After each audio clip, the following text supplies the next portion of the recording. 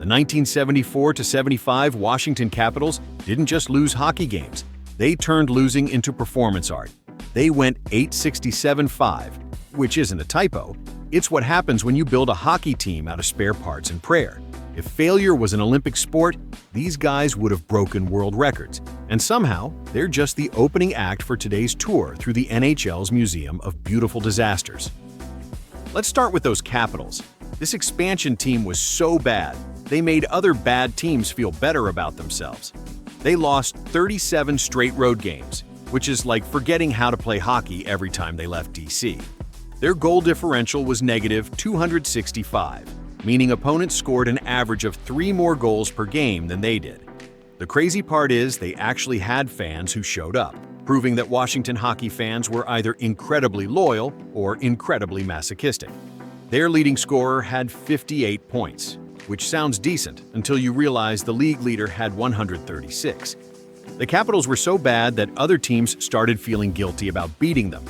The Detroit Red Wings once beat them 11-1, and reporters said the Red Wings looked embarrassed doing it. Their own coach, Jim Anderson, was hired with 0 NHL experience, and it showed. He tried 49 different players that season, which is like trying 49 different keys on the same broken lock. The team president actually said winning wasn't the goal, survival was. They gave up 446 goals that season, which works out to 5.5 goals against per game. For comparison, good teams give up around 2.5. They set records that still haven't been broken, and honestly, probably never will be, because the NHL changed the rules to make sure nobody could ever be this bad again. Speaking of teams that disappeared faster than a paycheck in Vegas, let me tell you about the Quebec Bulldogs. These guys joined the NHL in 1919, played 1 season, and vanished like they were in witness protection. The backstory is even weirder. They were founding NHL members in 1917, but couldn't afford to ice a team for 2 straight years. Think about that, being invited to start a league and responding with, "Sorry, we're too broke to show up." When they finally scraped together enough money in 1919-20, they played in Quebec City's tiny arena that held maybe 3,000 fans on a good night. They won 4 games all season, and those were probably accidents. The team was so poor they traveled by bus when everyone else took trains, showing up to games exhausted before the puck even dropped. By season's end, the NHL basically repoed the franchise like a car with missed payments. They became the Hamilton Tigers, which, spoiler alert, didn't last much longer either. The Hamilton Tigers inherited Quebec's players and problems, but added their own special twist: the first player strike in hockey history. It's 1925, the playoffs are starting, and the entire team refuses to take the ice. Why? Because the owner expanded the season from 24 to 30 games, but forgot to expand their paychecks. The players wanted $200 each for the extra games, which in today's money is like asking for a decent used car. The owner, Percy Thompson, basically told them to pound sand. So the players said fine, no playoffs for anyone. The NHL's response was swift and brutal. They fined each player $200, the exact amount they were asking for, suspended the franchise, and sold the player contracts to New York for $75,000. Hamilton never saw NHL hockey again. Imagine being so cheap, you lose an entire franchise over 6 games worth of salary. The craziest part? Some of those players went on to win Stanley Cups with other teams, proving it wasn't about talent. It was about management being cheaper than dollar store batteries. But wait, we're just warming up. The original Ottawa Senators won 4 Stanley Cups between 1920 and 1927, then discovered that being good at hockey doesn't pay the bills when you're in the league's smallest market. Ottawa had a population of about 110,000, while teams in Toronto and Montreal were pulling from cities 5 times that size. Travel costs to all those new American cities were crushing them. A trip to Boston cost more than they'd make from 3 home games. So they tried playing home games in Detroit, which is like trying to save your marriage by dating other people. They'd literally pack up their home jerseys, travel to Detroit, and pretend the Olympia was their barn. Fans in Ottawa felt betrayed, attendance dropped even more, and the death spiral accelerated. They went dormant in 1931, basically putting the franchise in hibernation like a bear that couldn't afford winter. They made one desperate comeback attempt in 1932-33, finishing dead last, then packed up for St. Louis in 1934. Ottawa wouldn't see NHL hockey again until 1992, a 58-year drought that made Cubs fans look impatient. The St. Louis Eagles lasted exactly one season, 1934-35, and it was a masterclass in how not to run a hockey team. They inherited Ottawa's debts, which was like buying a house that's already on fire. The train bills for trips to the East Coast were astronomical. One trip to play Montreal and Toronto cost more than they'd make in gate receipts for a month. The team was so broke, they sometimes showed up to games without matching socks. Their best player, Bill Cowley, would go on to win the Hart Trophy with Boston. But in St. Louis, he was playing for meal money. The owner begged the NHL to move them anywhere else or just put them out of their misery. He actually suggested playing all road games to save arena costs, which would have made them hockey's first homeless team. The league bought the team for $40,000, held a dispersal draft where real teams picked over the carcass, and St. Louis went back to pretending hockey didn't exist for another 33 years. Now here's where it gets really weird. The Montreal Maroons were created because English-speaking Montrealers wanted their own team to root against the Canadiens. This was 1924, when Montreal was way more divided by language than it is now. The Maroons played in the Montreal Forum, wore deep red jerseys with a big M, and actually outdrew the Canadiens some nights. They won 2 Stanley Cups in 1926 and 1935, beating teams that are still around today. Their 1935 team had 3 future Hall of Famers and beat Toronto in the finals. But the Great Depression hit, their English fan base shrank as people moved away for work, and by 1938, they were hemorrhaging money faster than water through a screen door. The final insult? When they folded, most of their good players went to the Canadiens, the team they were created to oppose. They're still the last cup winner to completely disappear. Imagine winning championships and still going out of business? That's like being a successful restaurant that forgets to charge for food. The New York Americans were Manhattan's first NHL team, but they had the worst luck in sports history. They started in 1925, 1 year before the Rangers, and that 1 year made all the difference. Madison Square Garden created the Rangers as their house team and basically treated the Americans like an unwanted roommate who pays rent but can't use the good bathroom. The Americans tried everything to stand out. Star-spangled jerseys that looked like Captain America's practice gear, hiring famous players past their prime for name recognition, even changing their name to the Brooklyn Americans in 1941 without actually moving to Brooklyn. That's like me saying I'm French because I ate a croissant once. They played in MSG but pretended they were from Brooklyn, fooling exactly nobody. World War II took half their roster to military service, and the team finally folded in 1942. They're still the last NHL team to fold during wartime, which is a record nobody wants. Their owner, Red Dutton, spent the next 40 years bitter about it, refusing to let the NHL use the Americans' name or logo until he died in 1987. The Philadelphia Quakers entered the chat and left immediately. One season, 1930-31, and they were so bad they made expansion teams look competent. They started life as the Pittsburgh Pirates, where they were already terrible, then moved to Philadelphia and somehow got worse. They went 4-36-4, which translates to winning once a month whether they needed to or not. They lost 15 straight games at one point, which was actually a record until those Capitals came along. The team hemorrhaged $100,000, which in 1930, money was enough to buy several city blocks in Philadelphia. Their home arena, the Philadelphia Arena, was so cold that players could see their breath during games. Fans started bringing blankets not for comfort, but for survival. One game drew 2,000 people in an arena that held 9,000, and half of those were probably there by accident. The owner, Benny Leonard, was a former boxer who apparently got hit in the head one too many times when he thought buying this team was a good idea. Philadelphia wouldn't get another NHL team for 36 years, and locals still get nervous when anyone mentions birds that aren't flyers. Now, let's talk about the California Golden Seals, or Oakland Seals, or just Seals. Nobody could keep track because they changed names like a witness protection family. Charles Finley, who owned baseball's A's, bought this team and immediately proved that what works in baseball doesn't work in hockey. He painted the arena seats bright green and gold, which was bad enough, but then he mandated white skates for all players. White skates. Players literally spray-painted them black between periods because they'd rather risk fines than look like figure skaters. Finley also tried to change hockey rules, suggesting things like orange pucks and shootouts after every tie, ideas so bad that even other owners who hated ties thought he was crazy. He moved the team from San Francisco to Oakland, alienating the San Francisco fans without gaining Oakland ones. The team changed names more often than a spy on the run: California Seals, Oakland Seals, Bay Area Seals, California Golden Seals. By the end, even the players didn't know what jersey to wear. They couldn't draw fans in Oakland, averaging 5,000 in an arena built for 12,000. The few fans who showed up could literally move down to better seats between periods because the ushers had given up. They eventually fled to Cleveland, where things somehow got worse. The Cleveland Barons, those poor relocated Seals, played in the Richfield Coliseum, an arena so far from actual Cleveland that GPS systems probably didn't even recognize it as the same city.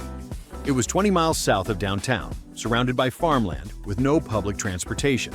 Getting to a game required dedication, a full tank of gas, and possibly a compass. They lasted 2 seasons, 1976 to 78, and it got so bad that players stopped getting paychecks. The Gund brothers, who owned the team, were bleeding money so fast their accountants needed transfusions. Players would show up for practice not knowing if the arena doors would be locked.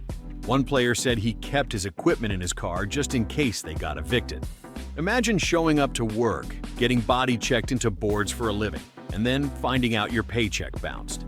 The team actually had decent players, including Dennis Murrock, who scored 36 goals one season. But you can't win games when half your roster is wondering if they can afford groceries. The NHL's solution was unprecedented.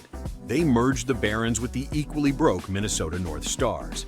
It's still the only time in NHL history 2 teams became one, like the world's saddest corporate merger. The North Stars kept the better players, and the rest scattered to the wind.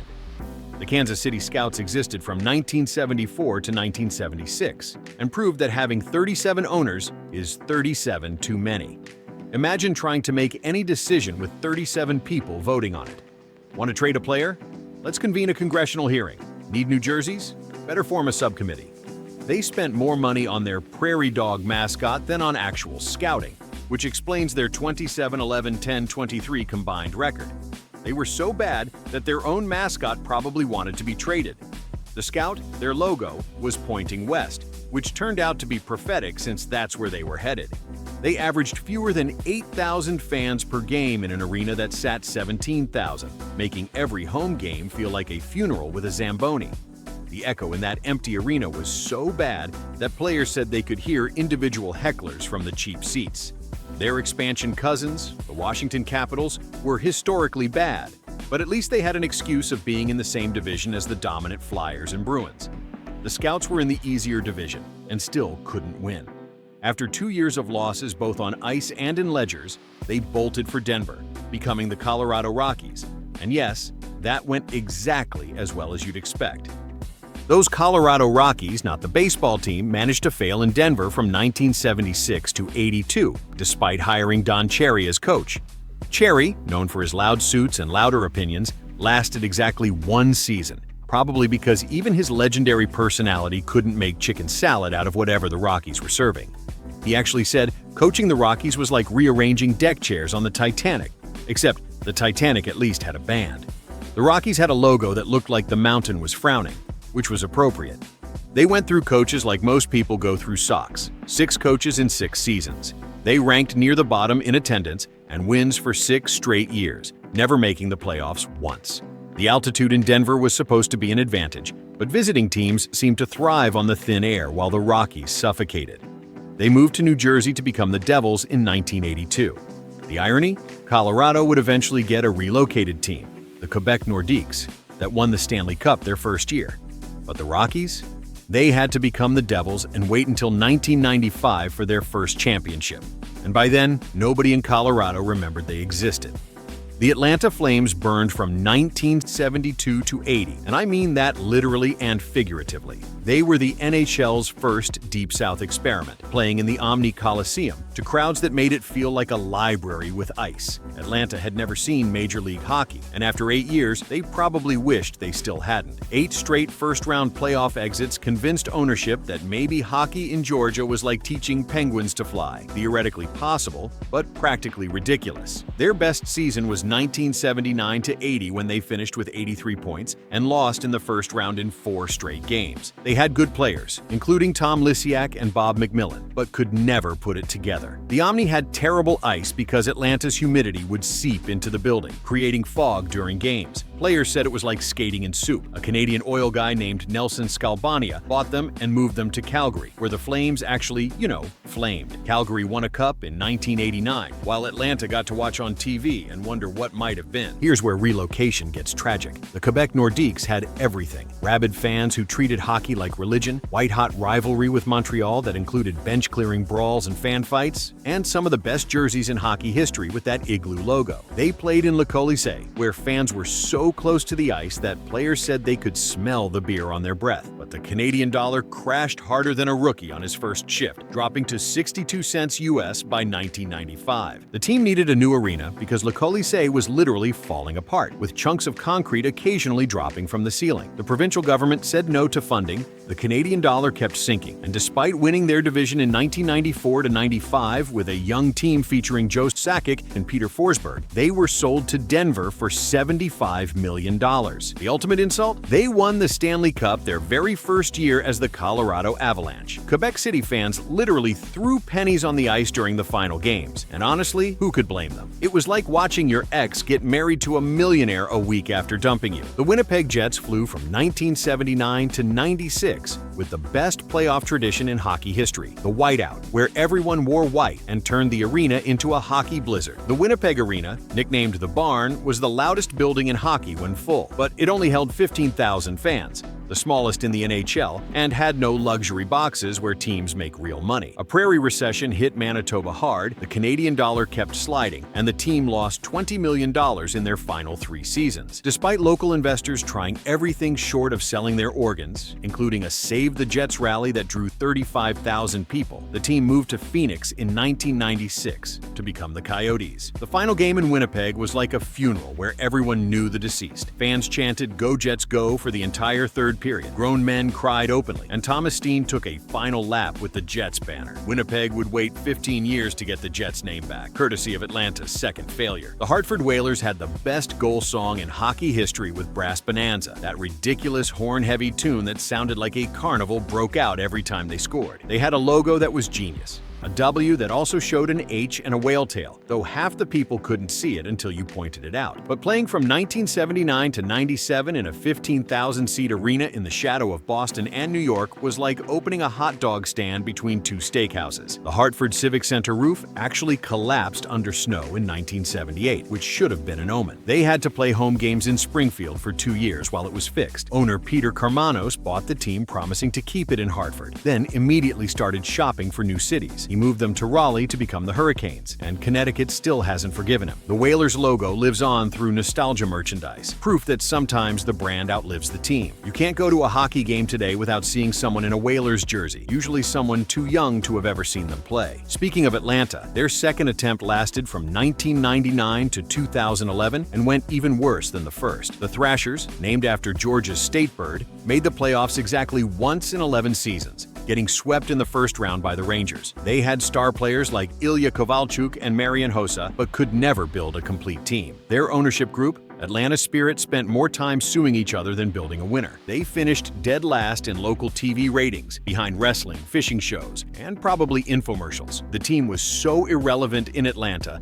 that when they announced the move to Winnipeg, some locals thought they were a minor league team. True North Sports bought them for $170 million, moved them to Winnipeg, and resurrected the Jets' name to a hero's welcome. Atlanta is now 0-for-2 in keeping NHL teams, which at this point feels personal. The NHL says they're not giving up on Atlanta, which is like saying you're not giving up on teaching your cat to fetch. The Phoenix Coyotes, later Arizona Coyotes, and eventually Utah Hockey Club wrote the longest, weirdest chapter in NHL dysfunction from 1996 to 2024. They started in an arena with seats that couldn't see one end of the ice because it was built for basketball. They declared bankruptcy in 2009, becoming the first major sports franchise to do so while still playing. The NHL owned them for 4 years, which is like your parents taking over your failing lemonade stand. They spent years in Glendale, a suburb 45 minutes from their fan base, in an arena deal so bad it nearly bankrupted the city. Then came the crown jewel of embarrassment, playing in Arizona State University's 5,000-seat arena from 2022 to 2024. NHL players were getting dressed in facilities built for college kids, walking past calculus students to get to practice. After Tempe voters killed their arena dreams by a 56-44 margin, they sold for $1.2 billion to Utah, where they became the hockey club temporarily and then the Mammoth in 2025. The twist? The original owner kept the Coyotes' name and logo, hoping to bring NHL hockey back to Arizona someday, because apparently 28 years of failure wasn't enough evidence that the desert and ice don't mix. But not all weird teams are disasters. The Mighty Ducks of Anaheim proved that Disney could turn a kids' movie into a real NHL franchise. When Disney CEO Michael Eisner announced the team in 1993, hockey purists nearly had strokes. They wore jerseys designed after movie costumes, complete with jade and eggplant colors that no self-respecting hockey team would choose. Their logo was a duck-shaped goalie mask that looked like it belonged on a cereal box. They played next to Disneyland, and their first game featured a blimp shaped like a giant duck. But here's the thing, it worked. Kids loved them, jersey sales exploded, and they made the playoffs in their 4th season. When Disney sold the team in 2005, new ownership dropped Mighty from the name faster than you can say corporate synergy. But the team won a Stanley Cup in 2007, proving that sometimes weird works. Even today, those ridiculous jerseys are valuable collector's items, and the movies launched a generation of hockey fans. The Vegas Golden Knights flipped the entire script on expansion teams. Everyone expected them to be terrible. The expansion draft rules were better than previous years, but not that much better. The odds were 500-1 against winning the Cup their first year. Instead, they made the finals in 2018 and won it all in 2023, the fastest expansion team to championship in modern sports history. Their pregame shows look like medieval times met Cirque du Soleil, complete with knights fighting on the ice and a castle that shoots flames. They wear gold jerseys that should be tacky but somehow aren't, probably because winning makes everything look better. They turned a bunch of cast-off players that other teams didn't protect into the Golden Misfits, including Marc-Andre Fleury, who other teams thought was washed up. They proved that sometimes being weird means being ahead of the curve, and that Las Vegas, a city with no hockey tradition in the middle of a desert, could become a hockey town overnight. The Seattle Kraken joined in 2021 with a name that beat out 1,200 other suggestions, including Sockeyes, Evergreens, and Metropolitans. They went with a mythical sea monster because apparently Seattle really wanted to lean into the whole Pacific Northwest weird thing. They play in Climate Pledge Arena, which sounds like something from a dystopian novel, but is actually just aggressively environmental. They have an all-electric Zamboni, because of course Seattle would make their Zamboni environmentally friendly. The logo has tentacles hidden in the S, the jerseys are deep sea blue, and the whole operation feels like hockey designed by someone who read too much H.P. Lovecraft. Their mascot is a troll that lives under the arena, because why stop at one mythical creature? It's working though, because Pacific Northwest Weird is a brand unto itself, and their games sell out regularly. From the Bulldogs lasting 1 season to Vegas breaking every expansion rule, these weird teams force the NHL to constantly rewrite its playbook. They proved markets could fail spectacularly, that even Stanley Cup winners could fold into nothing, that Disney movies could spawn real teams, and that sometimes the weirdest ideas work best. Hockey's oddball franchises aren't just footnotes, they're the growing pains that shaped the league we know today. Every time you see a team relocate or struggle, remember, it could be worse. You could be a California Golden Seals fan still spray painting your white skates black.